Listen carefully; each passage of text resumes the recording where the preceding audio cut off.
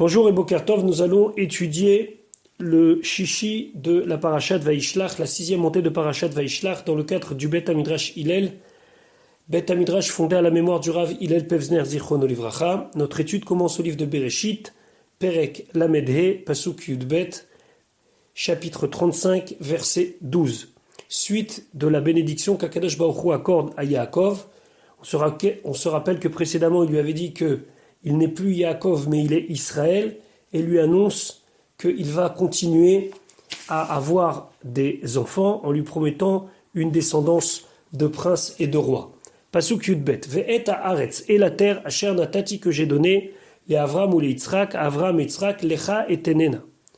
À toi je te la donnerai, ulzaracha acharecha, et à ta descendance qui viendra après toi, eten et haaretz, je donnerai la terre.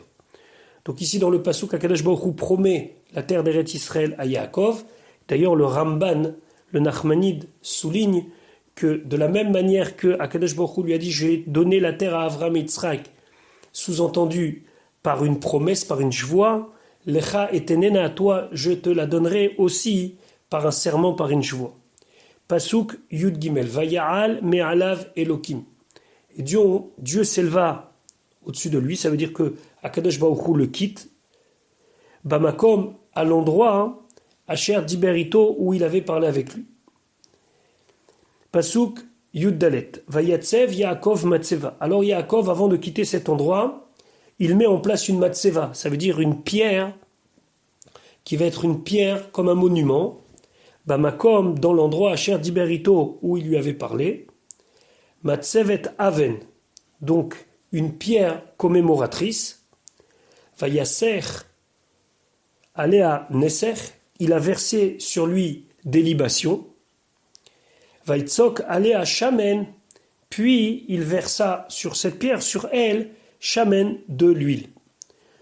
Donc, a priori, où on peut expliquer qu'il a versé uniquement de l'huile, ou bien d'après certains commentateurs, le Targum Yonatan Ben Uziel, il dit qu'il a versé d'abord du vin et de l'eau, comme sur le Misbéach, comme sur l'autel au moment de la fête de Sukkot, et ça c'est Vayaser aller à Nesser, et après il a mis de l'huile.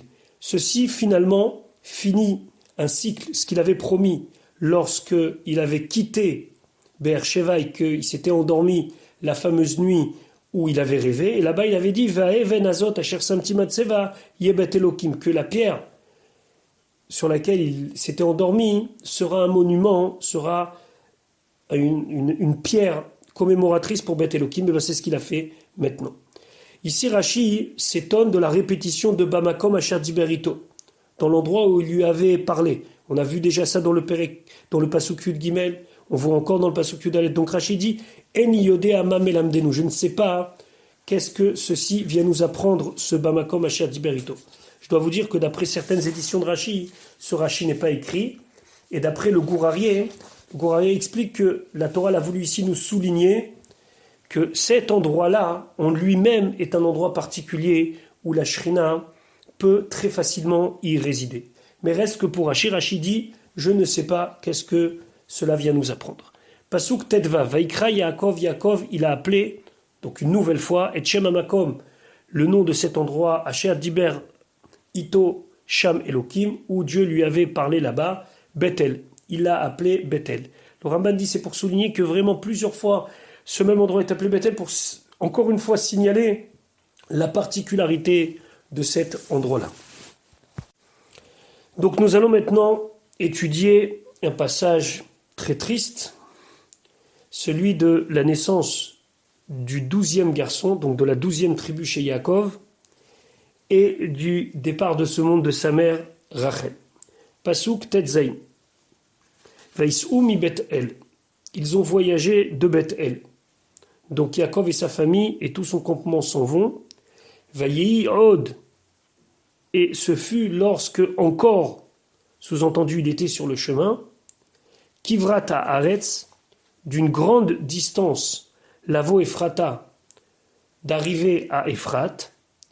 Et à ce moment-là, Vateled Rachel enfanta, Vatekash Belideta, elle a eu des difficultés, des souffrances au moment où elle a donné naissance à cet enfant. Sur les mots Kivrat Haaretz, Rashi va amener 3 manières d'expliquer, 2 manières qui ne sont pas sa propre explication et une manière qui est sa propre explication. Kivrat Haaretz, Rashi, Menachem Perash. Menachem a expliqué, Menachem c'était le nom d'un grand commentateur de la Torah de l'époque de Rashi, qui n'avait pas écrit son pirouche, mais qui était surtout quelqu'un spécialisé dans la grammaire de la Torah. Et lui, il dit Kivrat Haaretz Lachon Kabir. Lui, il dit Kivrat, l'étymologie du mot, c'est Kabir, quelque chose de grand, riboui, nombreux. Donc il explique Kivrat Haaretz, ça veut dire Mahalach Rav, une grande distance. C'était très loin, jusqu'à la ville de Ephrat. Ve'agada, et le Midrash Agada, Bisman she'aretz chalula umenukevet kekavara. Lui, il dit Kivra, c'est comme un tamis. Il dit c'est à l'époque où la terre, elle est trouée comme un tamis. C'est quelle époque? Shehanir matsui, c'est quand le labour est encore présent. Hastav avar, déjà l'hiver est passé. Ve'hasarav adain loba, mais la chaleur n'est pas encore arrivée. Tout ça pour nous dire quoi? Pour nous dire que les chemins étaient très facilement praticables. Ce qui va poser une question sur Yaakov, comment ça se fait qu'il ne va pas prendre le temps d'aller en ville, enterrer sa femme, mais il va enterrer Rachel sur le bord du chemin. Mais Kivrat Haaretz, d'après le Midrash Agada, ça veut dire que c'était un chemin troué comme un tamis, pour nous dire que c'était à la période où vraiment c'était très facile, la terre était sèche, il faisait pas chaud, tout allait bien, et malgré tout il ne l'a pas fait. Donc Kivrat Haaretz, lui, trouve que Kivrat c'est comme Kevara, c'est comme un tamis. Mais Rashi dit Ve'en ze pshuto shel mikra, c'est pas le sens simple du pasuk. Share ben Naaman, au sujet de Naaman, le roi de Aram, Matzin, on a trouvé dans le livre de Melachim que c'est marqué comme ça. Vayelech meito Kivrat Haaretz. Le roi Naaman a été guéri par Elisha. Ce roi a été lépreux et c'est Elisha qui l'a guéri. Et c'est marqué Vayelech meito Kivrat Haaretz. Il est parti de lui Kivrat Haaretz. Qu'est-ce que ça veut dire là-bas Kivrat Haaretz? Omer Ani Rashi dit, moi je dis chez Shem Midat Karka. C'est Kivrat Haaretz, c'est une distance. C'est une distance de marche dans les terrains.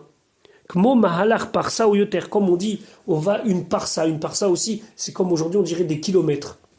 Kmo Sheata Omer, comme tu dis, Tsemet Cherem. Des fois on donne des expressions pour désigner en vérité des distances. Par exemple, on dit sur un champ, ou plutôt sur une ville, Tsemet Kerem.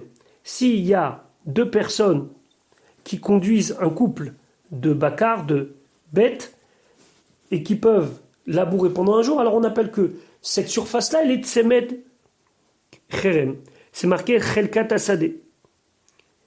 La même chose, car Bemalach Adam, quand on veut dire une distance qu'un homme y parcourt, Noten Shem Mida, on lui donne le nom d'une certaine distance, Kivrat Haaretz. Ça s'appelle Kivrat Haaretz. Il semblerait que cette distance ne désigne pas une distance qui est lointaine, mais au contraire une distance très proche. Donc c'est la raison pour laquelle, lorsqu'on avait traduit, on a traduit une grande distance, c'est pas selon la traduction de Rashi.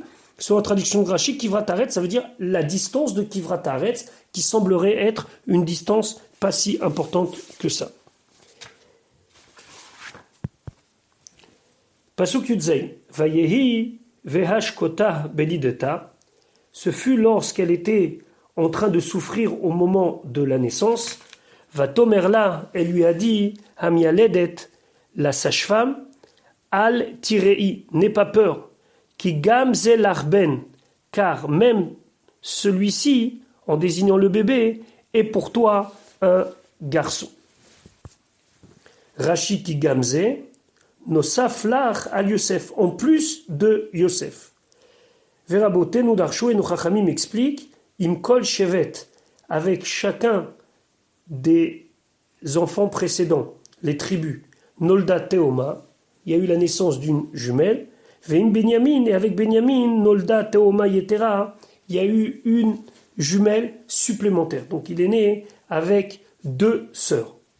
Le Rashbam, petit-fils de Rashi, explique en quoi elle avait peur. Elle avait peur que cette naissance ne soit pas ce qu'elle a rêvé, qu'elle ait encore un garçon. Et à ce moment-là, il y aurait eu les 12 shvatim, les 12 tribus, et elle aurait eu sa part de 2 garçons comme les servantes, comme Bila et Zilpa. Quand elle la rassure, elle lui dit « N'aie pas peur, c'est un garçon, ta tfila a été acceptée. » Pasuk Yutret.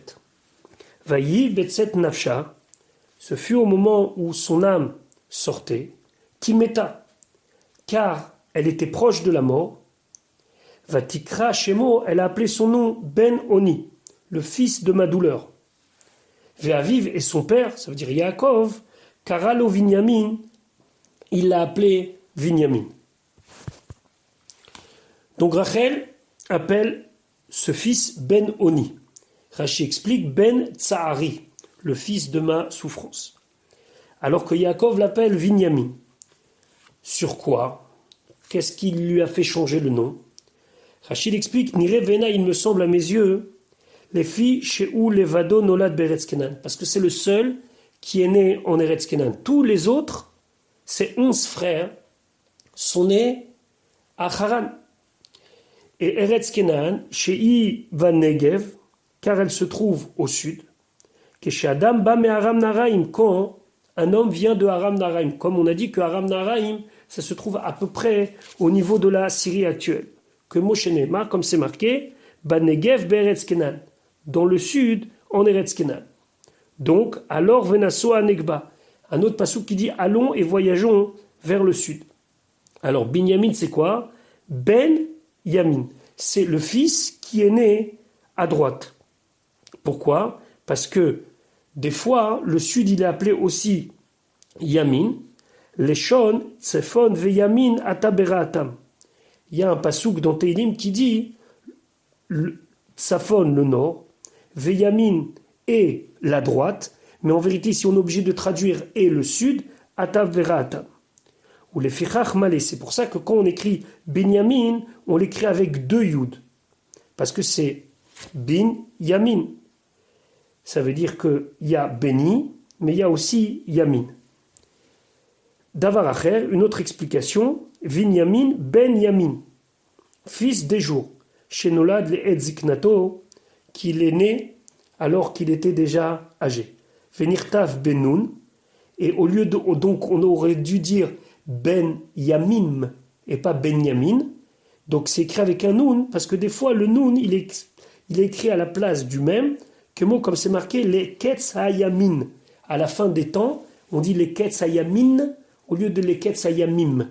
Donc, 3 explications sur ce nom, 2 explications, sur ce nom de Binyamin, ou bien Binyamin, c'est mon fils qui est né au sud, et Yamin ici, il ne faut pas traduire droite, mais sud, ou bien Ben Yamim, c'est le fils qui est né lorsque j'étais déjà âgé, et des fois, le même est remplacé par un nom, donc ça donne Binyamin.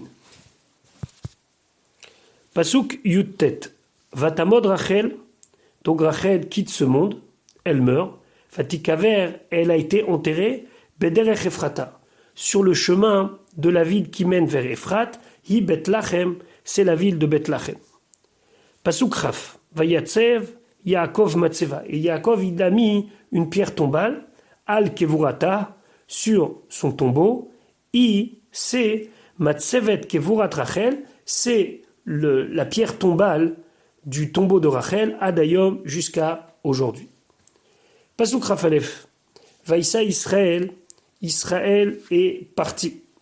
Vayet Aolo, il a planté sa tente, Mehalha, un petit peu plus loin, les Migdal Eder de Migdal Eder.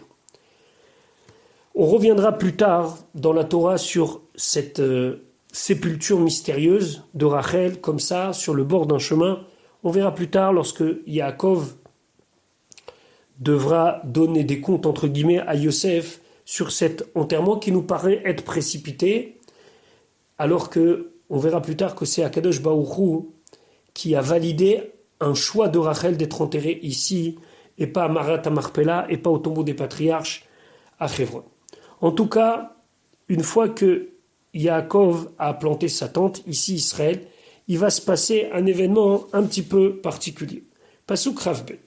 Vayi Bishkon Israël, ce fut lorsque Israël s'est installé, donc Israël c'est Yaakov, Ba'aretz Haï, dans cette terre-là, donc il n'est pas encore arrivé à Hebron. Vayelech Reuven, et Reuven est parti, Vaishkav et Bilha. Et donc, il a eu une relation avec Bilha. Pilegesh Aviv, qui était Pilegesh, la concubine de son père, Vaishma Israël, et Israël a entendu ce que Reuven, son fils, avait fait, Vayu Vene Yaakov, et les enfants de Yaakov, Shnem Asar, étaient 12. Ce passouk déjà est très mystérieux. Qu'est-ce qui s'est passé? Pourquoi Reuven a agi de cette manière? Et pourquoi le passouk finit en disant que Yaakov a entendu, Israël a entendu, et les enfants étaient 12? Rashi. Bishkon Israël Ba'aretzai, lorsque Israël a résidé dans cette terre-là. Ad Shelova, le Chevron etzel Yitzhak et Reu kol ele. Avant qu'il ne soit arrivé à Hebron chez Yitzhak, s'est passé tous ces événements-là. Ça veut dire, c'est un récapitulatif pour nous dire que tout ce que nous avons lu précédemment dans la paracha, et même cet événement, tout ça a eu lieu avant le retour de Yaakov chez Yitzhak, donc à Hebron. Vaishkav, donc, si on traduit littéralement, il a dormi, il a eu une relation, mais Rachid ne dit pas du tout. Chaz v'shalom de dire que Reuven il a agi comme ça, en se permettant cette chose-là avec Pilegesh à vivre avec la concubine de son père, avec Bilha. Seulement, Mitor chez Bilbel Mishkavo, puisqu'il a déplacé la couche de son père, Maal et Alavakatouv, le passou qui considère qu'Ilou chez Chava, c'est comme si il a dormi, il a eu une relation avec Bilha. Qu'est-ce qui s'est passé? Velama Bilbel vechilel Yetsuav. Pourquoi il a bougé et pourquoi il a rendu halal, il a rendu désacralisé la couche de son père? Voilà ce qui s'est passé. Chez Keshemeta Rachel, que lorsque Rachel a quitté ce monde, il fallait que Yaakov choisisse une résidence principale. Natal Yaakov mitato, donc Yaakov il a pris sa couche, Shaitan et Tuna Tadir Bewel Rachel, qui généralement était principalement dans la tente de Rachel, Velo Bisharo Alim, et pas dans les autres tentes, ou Netana Bewel Bilha, et il l'a mis naturellement dans le Oel, dans la tente de Bilha, puisque Bilha est la servante de Rachel. Bah Reuven il est venu, Vetalva Elbon Imo, et donc il a quelque part vengé la honte de sa mère. Qu'est-ce qu'il a dit? Amar, il a dit, Imachotimi, si la sœur de ma mère, ça veut dire Rachel, Aïtat Sarah Leimi, c'était la rivale de ma mère, puisque ma mère, elle souffrait du fait que son mari Yaakov n'était pas tout le temps avec elle. Shifrat Achot Imi Teet Sarah Leimi, la servante de la sœur de ma mère, ça veut dire Bilha, elle va être la rivale de ma mère, Lechach Bilbel. C'est pour cela qu'il a déplacé la couche de son père. Donc, Chaz v'shalom, de penser qu'il a fauté. Mais c'était considéré comme une faute. Et pourquoi le passou qui nous dit Vayu vene Yaakov shenem asar? C'est pour nous dire la chose suivante, Rachid nous dit Matril leinyan rishon. Si ça n'a rien à voir, c'est pour reprendre le premier sujet. Mishenolad Binyamin, que lorsque Binyamin est né, Nishlema Hamita, la couche était complète. Ça veut dire que la descendance de Yaakov s'était arrivée à 12. Umeata Reuyim Leimanot. Et à partir de maintenant, on peut les compter comme une entité. On a les 12 Shvatim, ou Menaam, et donc le passage qui nous dit, voilà, ça c'est la famille de Yaakov. Veraboté nous darshu, et nos chachamim expliquent, les lamdenuba, ça vient nous apprendre quelque chose. Chez Kulan Shavim ve Kulam Tzadikim, que Yaakov il avait 12 enfants, 12 enfants Tzadikim, 12 enfants égaux, chez Lochata Reuven. Et donc, référence à ce qui vient de se passer, tu aurais pu penser que Reuven était exclu du fait qu'il avait fait cet acte de déplacer la couche de son père, pas du tout. Yaakov, il a 12 enfants, tous des tzadikim, tous égaux dans leur grandeur. C'est ce qu'on appelle mitato shlema, sa couche était parfaite. Pasuk Chav Gimel, Bene Léa, les enfants de Léa, Becho Yaakov, l'aîné de Yaakov, c'est Reuven. Shimon, Velevi, Veouda, Veissachar ou Zevulun. Rashi, Bechor Yaakov, Afilu Bishat Akalkala, même au moment où il a mal agi, Keraou Bechor, il a appelé l'aîné. Bechor Yaakov, c'est le Bechor à plusieurs sujets, c'est l'aîné de Yaakov. Bechor l'Enachala, ça va être le Bechor pour l'héritage, il prendra double part après le départ de ce monde de Yaakov. Bechor la Avoda, il était prédestiné à être le Bechor l'aîné pour le service du temple jusqu'à la faute du veau d'or. On verra Bezrat Hashem Beshatoa au moment où on étudiera le veau d'or. Bechor le Minyan, il sera toujours compté en premier. Maintenant, Velo Nitena Bechora le Yosef et là l'Inyan Ashvatim. Et quand on va voir plus loin que Yaakov il a donné la Bechora, le droit d'aînesse à Yosef, c'est à un seul sujet, au sujet du décompte des Shvatim, Shenaasa Lishne Shvatim, que Yosef il a eu quelque part une double part comme un Bechor, puisqu'on va intégrer dans les 12 tribus ses enfants Ephraïm ou Ménaché. Pasuk Ravdalet. Bene Rachel, les enfants de Rachel, Yosef ou Binyamin. Pasuk Rafé, Ouvne Vilha, et les enfants de Bilha, Shifrat Rachel, servante de Rachel, Dan Venaftali. Ouvne Zilpa, et les enfants de Zilpa, Shifrat Léa, la servante de Léa, Gad ve Asher. Ele, Bene Yaakov, voici les enfants de Yaakov, Asher Yulad Lo, dont il a eu la naissance, Bepadan Aram, à Padan Aram. Le Cheskouni pose une question. Il y a un enfant qui est pas né Bepadan Aram. L'enfant qui est pas né Bepadan Aram, c'est Binyamin. Alors comment il dit que les enfants sont nés à Padan Aram? Alors le Cheskouni il explique que par la tfila que Rachel elle a prié au moment de la naissance de Yosef, où elle était à Padan Aram, où elle a dit Yosef Hashem li ben acher, que Dieu me donne un autre enfant, cette fila qui a été faite à Padan Aram, alors on considère que Binyamin aussi quelque part, il est né, le concept de Binyamin est né à Padan Aram. Mais lui en vérité il n'est pas né à Padan Aram, concrètement il est né en Eretz Kenan puisque c'est Binyamin comme nous l'avons vu précédemment. Pasuk Ravzain, enfin Yaakov va rejoindre son père. Vayavo Yaakov, Yaakov il est venu à Yitzhak Aviv, chez Yitzhak son père, Mamré à Mamré, Kiryat Arba, dans la ville de Kiryat Arba, Ichevron, c'est Hebron, Asher Garsham, où habitaient là-bas Avraham et Yitzhak, Avraham et Yitzhak. Rashi nous explique Mamré, Shem Hamishur, c'est le nom de la plaine. Après, Rashi s'intéresse à la formulation un petit peu particulière où la Torah nous dit Mamré Kiryat Arba. Alors, Rashi explique El Mishor Shel Kiryat Arba, vers la plaine de Kiryat Arba, de la ville de Kiryat Arba. Vem Tomar, si tu dis Ayalo Lirtov, on aurait dû mettre l'article défini, le Hea Yedia au début, et dire Mamré Ha Kiryat Arba, et pas le mettre, l'article défini sur le deuxième mot, et dire Kiryat Arba, comme c'est marqué dans la Torah. Alors Rashi nous dit non, c'est pas grave, l'article défini ici, il n'est pas obligatoirement dans le premier mot lorsque c'est un mot composé. Ken derech hamikra, c'est comme ça l'habitude du pasuk. Bechol davar, dans chaque chose, chez Shmo Kaful, dont le nom est double, donc ici Kiryat Arba, Kegonze, ou par exemple Kegon Bet Lechem, deux mots, ou bien Avi Aizer, ou bien Bet El.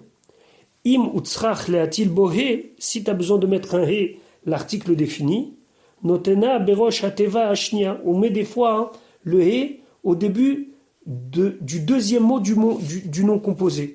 Et on ne dira pas ha bet lechem, mais bet ha lachmi.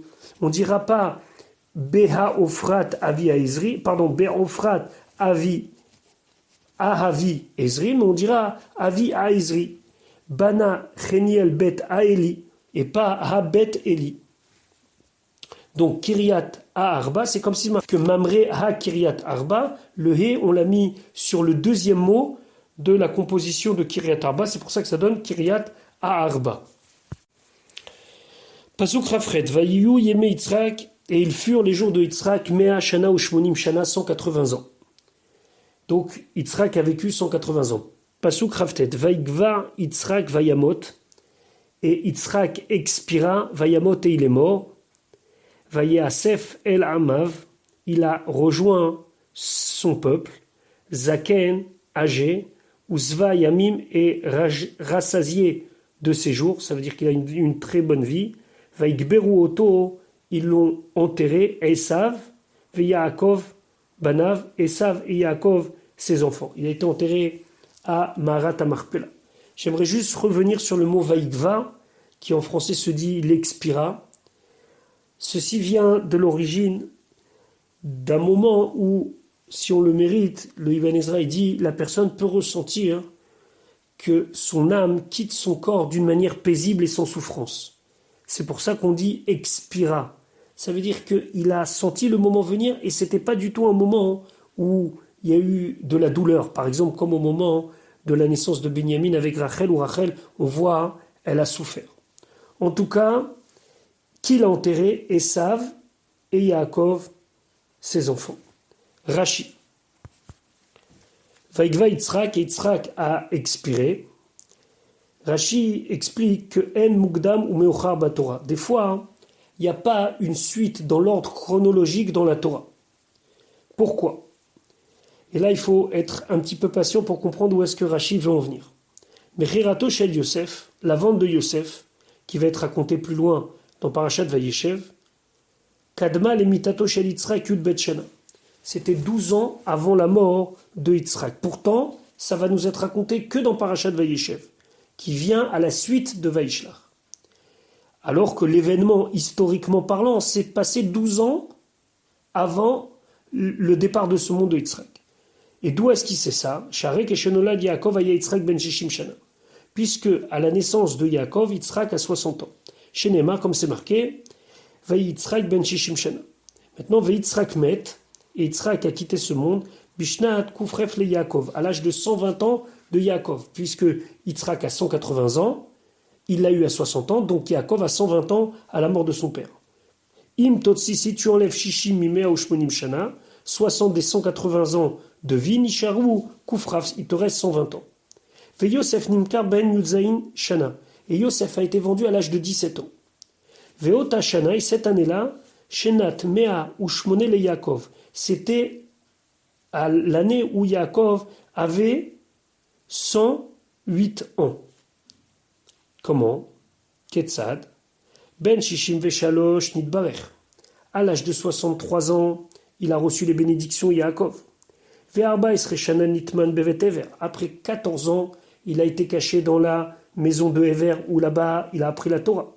Donc, Are Shivim Vesheva. Donc déjà, on retrouve Yaakov à l'âge de 77 ans, quand il est en départ pour Haran. Ve'arba Esre Avad Beisha. 14 ans, il a travaillé pour sa femme, pour Rachel et pour Léa. Donc, 77 plus 14, ou Bessof Arba Esre, donc à la fin de ses 14 ans, Nolad Yosef, Yosef est né. Chez Neymar, Vayi, Kasha, Yalda Rachel et Yosef, ce fut au moment où Rachel a donné naissance à Yosef, là, il veut partir. Donc, il a quel âge? 77 plus 14, Aré, Tishim, Vachat, il a 91 ans. Veyud Zayin, et on a dit qu'à 17 ans, Yosef, il a été vendu. Donc 91 plus 17, Ad Shelonimkar, jusqu'à qu'il a été vendu, Aré Mea Ushmone. Donc il a 108 ans. Si il a 108 ans, et on a dit que son père est Niftar quand lui il avait 120 ans, quand Yaakov il avait 120 ans, d'accord? Donc ça veut dire que ce qui nous est raconté maintenant, Yaakov il a 120 ans, alors ce qui va nous être raconté plus tard dans Parashat Vayeshev, la vente de Yosef, Yaakov n'a que 108 ans. De là, tu as une preuve qu'il n'y a pas d'ordre chronologique dans la Torah. L'événement qui est raconté ici, la mort de Yitzhak et son enterrement par Yaakov à l'âge de 120 ans, finalement, c'est passé après ce qui va nous être raconté dans Parashat Vayeshev de la vente de Yosef par ses frères, alors que là-bas, Yaakov n'est âgé que de 108 ans. Rashi va amener une seconde preuve. Et encore, tu peux expliquer du pasouk. Mishenimkar Yosef Hacheba Yaakov Mitzraïma. Du moment de la vente de Yosef à l'âge de 17 ans, jusqu'à que Yaakov il arrive en Égypte, Chav Bet Shana, il y a 22 ans. Chez Neymar, comme c'est marqué, Ve Yosef ben Shloshim Shana, Yosef, il avait 30 ans, donc 17 ans plus encore 13 ans, Ve Sheva She'anim Sova ou Shnataim Rav, et il y a eu 7 ans où il y a eu l'abondance, et 2 ans où il y a eu la famine, Are Chavbet, donc tu trouves 22. Ktiv, et c'est marqué, Yeme Shene Megura Shloshim Umeachana, que à cette époque-là, quand il s'est présenté devant Paro, il avait 130 ans. Nimtsa Yaakov Bimchirato, donc tu trouveras que Yaakov, au moment de la vente de Yosef, Koufret, il a 108 ans. Tout ça pour nous expliquer que En Mukdam ou Meocha Batoa, et l'événement ici de l'enterrement de Yitzhak par Yaakov et Esav, c'était lorsqu'ils étaient âgés de 120 ans. Ici, il y a quelques commentateurs qui veulent prouver que la paix entre Yaakov et Esav était réelle, puisqu'au moment de l'enterrement de leur père, Yaakov laisse passer Esav devant lui, malgré que Esav n'est plus l'aîné, il a vendu son droit d'aînesse, mais puisqu'ils ont fait la paix, il laisse son frère passer devant lui, alors qu'il aurait été normal que ce soit lui qui passe avant Yaakov, puisqu'il est le l'aîné de droit. Rappelez-vous, au moment de l'enterrement de Abraham, avec Yitzhak et Ishmaël, c'est Ishmaël qui laissait passer Yitzhak en premier, pour lui reconnaître que finalement, c'était lui le fils légitime, entre guillemets, de Abraham. Nous allons maintenant commencer l'étude du Perek Lamed Vav, chapitre 36. Nous allons voir les descendances de Esav. Ve'ele toledot Esav ou Edom. Et voici les descendances de Esav, Esav qui est Edom. Pasuk bet. Esav, lakach et nashav. Esav a pris ses femmes, donc il s'est marié, mi benot Kenan, parmi les filles de Kenan. Qui l'a marié? Et Ada bat Elon Achiti. Ve'et Aolivama bat Ana bat Tzivon Achivi. Donc il a eu 2 femmes, une qui s'appelait Ada et une qui s'appelait Aolivama. Rashi s'intéresse au nom de ces 2 femmes et il dit, Rashi bet Ada bat Elon, i Basmat bat Elon, c'est Basmat bat Elon. Venikret Basmat Hachem Shaita Makteret Besamim la Avodazara. Et pourquoi en vérité on l'appelait Basmat? C'est Milachon Besamim. Elle faisait des encens pour la Avodazara. Mais son vrai nom c'était Ada. Donc si vous voulez, son surnom, c'était sur le fait qu'elle faisait des Ketoret, qu'elle faisait des Bessamim, des encens pour la Avodazara. Aolivama c'est Yehudit. Vous vous rappelez, c'était l'épouse de Esav. Veukina Shema Yehudit. Et pourquoi on l'appelait ici Yehudit? Lomar Sheiko Feret Ba Avodazara. Elle, au contraire, elle niait la Avodazara, qu'aider les Atot et Aviv pour tromper son père. Finalement, c'était pas du tout une fille bien. Mais quand il l'a présentée à son père, il lui a dit, tu sais, c'est Yehudit parce que elle nie la Avodazara. Mais c'était pas du tout le cas. Bat Ana bat Tzivon, la fille de Anna, la fille de Tzivon. Im bat Ana lo bat Tzivon. Si c'est la fille de Anna, elle peut pas être la fille de Tzivon. Et Rachid explique, Anna benoshet Tzivon. Tzivon, c'est le père de Anna. Anna, c'est son fils. Chez Neymar, comme c'est marqué, Ve'ele benet Tzivon, Ve'haya va'ana. Et là, on va nous apprendre quelque chose de affreux, mais qui représentait bien les mœurs de l'époque. Mais là, met Shebat Tzivon al-Kalato, Eshet Anna, que Tzivon, il a eu une relation avec sa belle-fille, la femme de Anna, Veyatzat Aolivama mi ben sheneem. Et Aolivama, donc, c'est le fruit de cette union. Feodiacha akatuv, le pasouk veut nous faire savoir, chez Kulan, bne mamzerut ayu, que tous étaient issus de mariage incestueux ou bien de mariage, on va dire bâtard, pour dire dans un terme plus habituel. Pasuk Gimel ve'et Basmat bat Ishmael achot nevayot, et il s'est marié aussi avec Basmat, la fille de Ishmael achot nevayot. Alors Rashi aussi il dit ici il y a un problème de nom. Rashi Gimel Basmat bat Ishmael ou l'Alan Korela et plus haut il l'appelle Machalat. Pourquoi? Alors c'est quoi son nom? Basmat ou Machalat? Matsinu be'agadat midrash sefer Shmuel. Rashi dit on a trouvé dans le Midrash Haggadah sur le livre de Shmuel, Shlosha mochalim lahem avonotem. Il y a 3 types de personnes qu'on leur pardonne leurs fautes. Ger shenit gayer, lorsqu'une personne se convertit. Ve'aole ligdoula, celui qui est nommé à un poste important. Ve'anose isha, est celui qui se marie.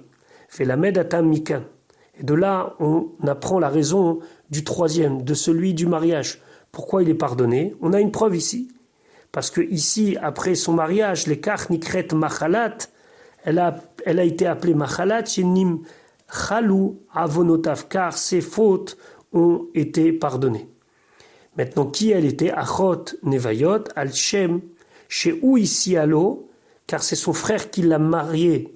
Mishemet Ishmael, lorsque Ishmaël est mort, comme vous vous rappelez, les fiançailles ont lieu du vivant de Ishmaël, mais le mariage a eu lieu après le décès de Ishmaël. Qui l'a mariée? C'est son frère, Nevayot. C'est pour ça qu'on dit qu'elle est Achot Nevayot, la sœur de Nevayot, Nikret al Shemo. Elle est appelée sur son nom. Pasuk Dalet, Vatelet Ada, le Esav et Eliphaz. Ada a donné naissance à Eliphaz. Ou Basmat, et Basmat, Yaleda et Reuel, elle a donné naissance à Reuel. Pasuk E, Vea Olivama, Yaleda, et à Olivama, elle a donné naissance à et Yerush, Ve'et Ya'alam, Ve'et Korach. Et les Béné Esav, voici les enfants de Esav, Asher Yuledulo, Beretz Kenaan, qui l'a eu lieu, qui l'a donné naissance en Eretz Kenaan. Rashi He, Vea Olivana Yaleda, et Korach. Rashi dit Korach, ce Korach-là n'est pas né de Esav. Mamzeraya, il était d'une union interdite. Ou Ben Eliphaz, en vérité, c'était le fils d'Eliphaz Aya, il était. Sheba al-Eshet Aviv, car il a eu une relation avec la femme de son père, El Aolivama Eshet Esav. Il a eu une relation avec Aolivama, la femme de Esav. Et d'où on sait ça? Charé ou Manouy im Aloufé Eliphaz Besophaïnien, parce que ce Korach-là, on va le retrouver dans les descendants de Eliphaz. Alors comment c'est possible? Parce qu'en vérité, son père, c'était Eliphaz, et Eliphaz a eu une relation incestueuse avec Aolivama. Pasuk Vav, Vaikach Esav et Nashav vet Banav vet Benotav, et Esav a pris ses femmes, ses fils, ses filles, vet Kol Nafshot Beto, et tous les âmes de sa maison, ça veut dire tous les gens qui y vivaient, vet Mikneu, et tout son bétail, vet Kol Behemto, et toutes ses bêtes, vet Kol Kinyanu, et tout ce qu'il possédait, Asher Achash Beretz Kenan, tout ce qu'il a acquis dans Eretz Kenan, Vayelech, il est parti El Eretz, vers une terre, Mpene Yaakov arrive à cause de Yaakov, son frère. Rashi va Vayelech El Eretz, il est parti vers une terre, la Gour Baresh Bacher Imtsa, ou une terre où il va pouvoir y vivre.